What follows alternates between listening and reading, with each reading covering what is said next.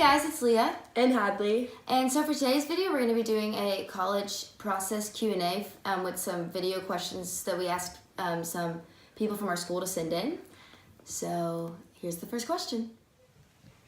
Hi, so I have a question about the college process, and I was wondering when I should really start the college process and start figuring things out.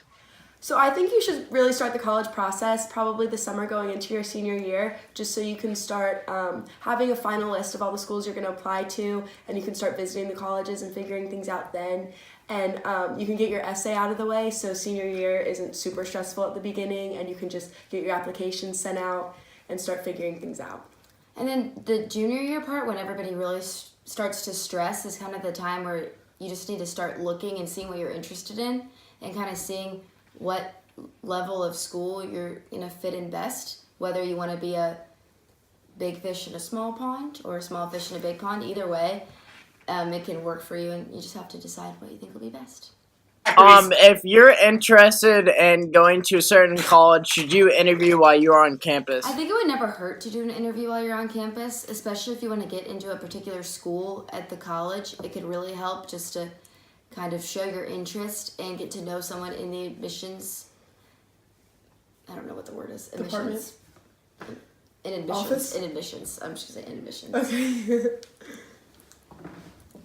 I think it never hurts to do an interview while you're on campus, especially if you want to get into a particular school in the college and you just develop a relationship with someone in admissions. And it could also help if for scholarship consideration, and there's lots of things. It will never hurt, but it's not necessary if you don't have the time or they don't have them available. It's nothing to stress out about, but if they do have them available, it's something that wouldn't hurt to capitalize on. What does it mean to apply early decision, early action, and regular decision? So applying early decision is something that I did. And what it means is pretty much that you are put into an earlier pool of applicants, and you normally have a larger chance of getting in this way, and you find out earlier. But it's a binding contract, so it means if you do get in, you are going to that school. Like, you sign a contract and it's just an official thing, so if you find out you're accepted, that is where you're going, which was a really nice thing I know for me, but for some people that can stress them out more, so you just kind of have to think it through if you are considering that. Early action is non-binding, so it's not a contract, you don't have to go there, and it's pretty much just you find out earlier if you're accepted or denied. It doesn't help your chances significantly compared to regular decision, but it's just finding out earlier. And then you can be deferred or denied from early action or early decision, and that will put your application into the regular decision pool. And regular decision pool is just the largest pool of applicants that the school will consider, and that you pretty much just find out on a regular date if you've been accepted or denied, and then it's kind of a second chance for the people that applied early decision or early action to get their application in there again. The one that I recommend the most actually is the early action, because of the fact that it's non-binding, and you will still, for most schools, you'll still figure out if you get in or not about 2 or so weeks after you apply pretty often. And so it's just a really good way to figure out where you're into earlier so that you can save the process of figuring out where you want to go for after you already know that you're in. How many colleges should I apply to? So it really depends on who you are and what your situation is. Applying to colleges does cost about $50 for the most part. So that might not seem like a lot just standing alone, but once it adds up, it does kind of become a lot of money. So I applied to about 7 schools, which is kind of on the lower side for a lot of people, but it worked out really well for me because I just looked at the ones that I knew I could see myself going to, and then those were the ones I applied to. Because when you apply to just a ton just to apply, sometimes your decision can become even more overwhelming, and so it's important to make your list of where you will actually go earlier in the process, and then also it's just important to be able to see yourself there, because if you can't, it's not worth it.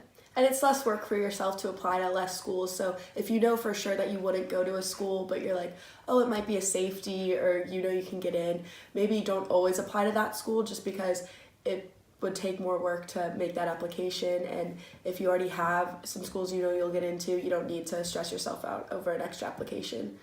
That doesn't really matter. Is it really necessary to do a college visit? I do think it's really important to do a college visit because I know for me, a lot of the schools I thought I was interested in, I didn't really end up liking once I saw it, and then some of the schools that were lower down on my list I really liked once I visited, and it just really gives you a real taste of the school. You can see the students there and what they're like. You can just see if you're going to see yourself there or not, and it definitely shows a demonstrated interest in the school, so it helps you when you are applying because your name's already in the system and they know that you would consider going to that school, and that's good for them for their like yield of acceptance. So I would definitely, if you have the chance, visit a school. And also from past people going to colleges, I've heard that one of the biggest mistakes is the first time you touch that campus is when you're moving in.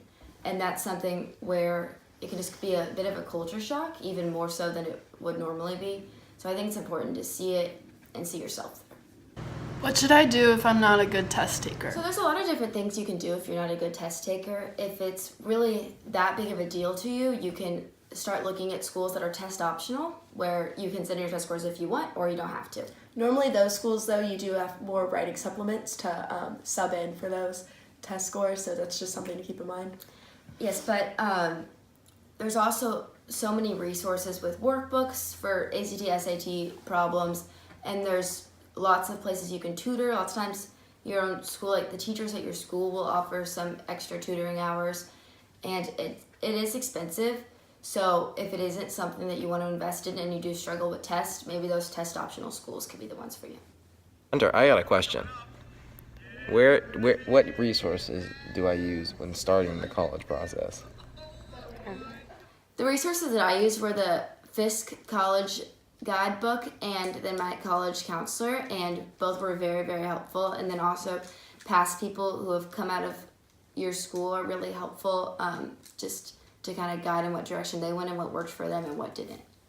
Yeah, I definitely use my college counselor a lot, and then I also use the resource of like past students that went to colleges I was looking at and talked to them a lot, found out a lot more about the school from like a primary source kind of. How do I know what factors to consider when I'm looking at When colleges? considering looking at colleges, I would definitely start by making a checklist and start considering things like size, location, atmosphere, if it has the major you would be looking at, and things like that. So what I did actually was I took the big Fisk College book, which is the pretty generic guide to college, and I was, for all the schools I thought I could possibly be interested in, I went and I was reading about their bio, and then if I liked something, I would write it down on my list. So then at the end of going through all of those colleges, I had this big long list of everything I was interested in, and it was easier for me to staple down where I want to go. Thanks for watching our video. We hope it was helpful.